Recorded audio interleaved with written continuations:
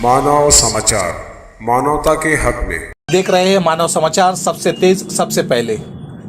मालेगांव शहर में कुत्तों का आतंक दिन ब दिन बढ़ता जा रहा है। आवाम में कुत्तों का खौफ बढ़ता जा रहा है। इस बार फिर कुत्तों ने अपना शिकार एक खातून को और एक मासूम बच्चे को बनाया है। ये कुत्ते कब तक इंसानों को अपना शिकार बनाते रहेंगे? क्या इंतज़ामिया की नज़र इस तरफ नहीं जा रही है? क्या कुत्तों का आतंक इसी तरह मालेगांव शहर में कायम और दायम रहेगा?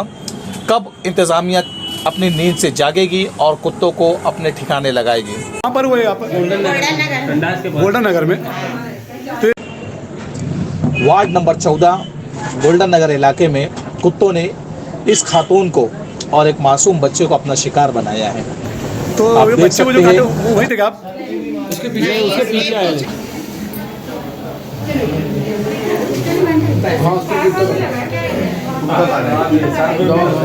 इनका नाम क्या है? इनका शहनाज।